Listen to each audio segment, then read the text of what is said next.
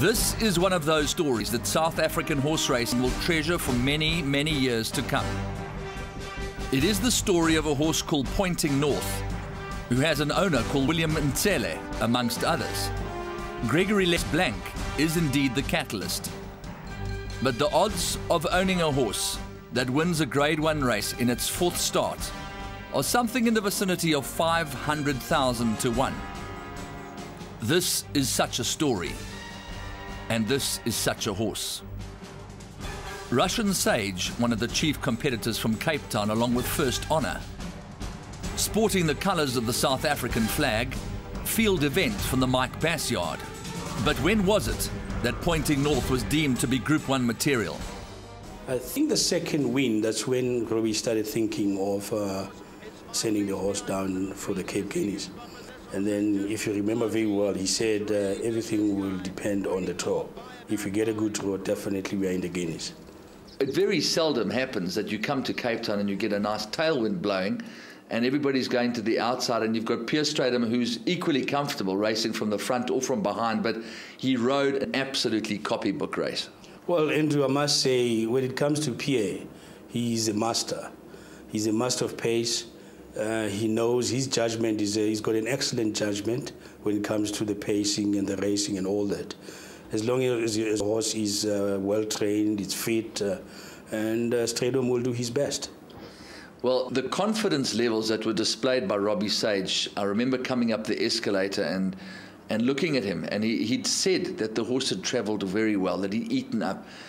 You, as an owner, how did you feel inside when the horses went into the starting stalls? Looking at Robbie and knowing Robbie very well, he didn't show any horse is well trained, it's fit, and Stradum will do his best.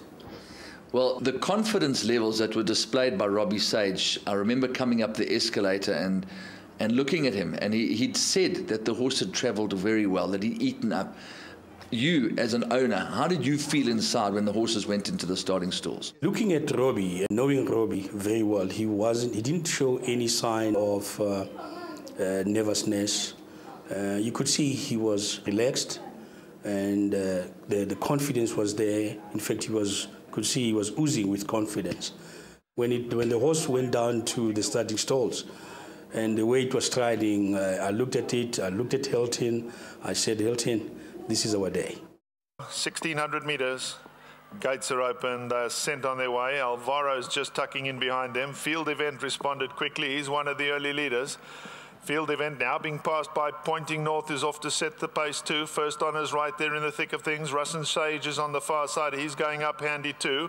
Casey's son in the pink is back at the fence and 6 lengths off the lead. Northern Frontier Races just in behind those. He took a check there in behind that Kingdom Come. It looked like Paris Perfect was badly hampered. He dropped right through the field. Quite a bit of interference taking place towards the back end. Thundering Jet was in behind that with Indigo Blue. Blue Tiger racing towards the back of the field. And Alvaro has now dropped 20 lengths off them. The ring in the commentator's voice was always very confident because he got to the lead easily. And when they turned for home, he just skipped 3 or 4 lengths clear, and it never really looked as if anything was going to have a chance with him. Were you supremely confident coming down the stretch? I was. When Pierre switched it to the right, then I was confident. Then I said to Hilton, here comes the champion. He's out in front by 2 and showing no signs of stopping. Galaxy from the back of the field is charging home. Pointing North, though, doing enough to win it. Tight for second, maybe Galaxy on the far side.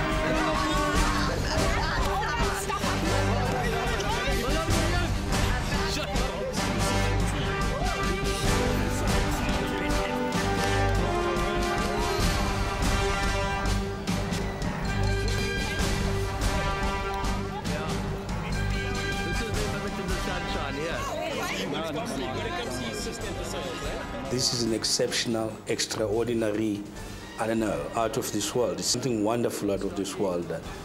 And you could see how I expressed myself, the way I was hugging Caroline, I was hugging other partners, Hilton, his wife, Robbie Blanc. Even Stan Eli asked me the question, he says, what's happening, why are you sweating? I said, the adrenaline is pumping.